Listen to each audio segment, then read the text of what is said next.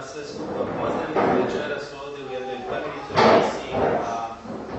posebno organizatore ovog večerašnjeg dijaloga, Centar za izgradnju mira i naravno naše večerašnje uvodničare koji će govoriti na temu, odnosno koji će ovdje otvoriti dijalog o uspostavi, rekao bih, trajnog mira na području Sanskog mosta, a onda vjerujem i šire.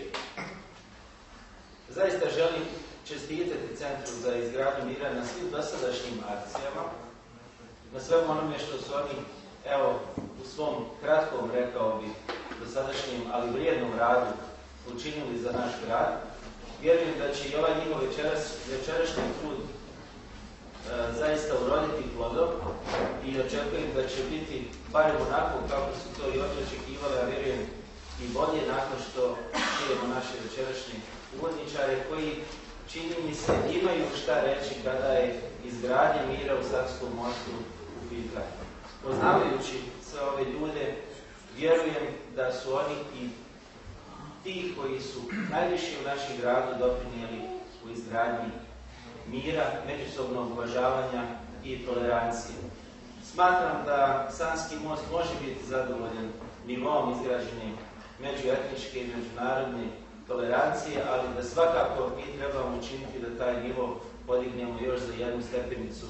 više. Danas, kada se Bosna i Hercegovina nalazi zaista u jednoj teškoj situaciji, rekao bih kada se nalazi u trenucima političke isključivosti, dakle u trenucima kada politički lideri izabrani na posljednjim izborima voljom građana jednostavno ne mogu da nađu zajednička rješenja, odustaju od kompromisa, vode politiku sve ili ništa, na kraju oni koji trebaju da dobiju bare malo ne dobiju ništa. Osjećam potrebu da kažem našim večerašnjim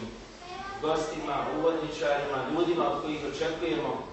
da zaista grade mir na području Sanskog mosta, da i oni zajedno s nama učine još jedan značajan iskorak i da zajednički učinimo više kako bi ovaj teško uspostavljeni mir na području Bosne i Hercegovine istinski postao i trajan.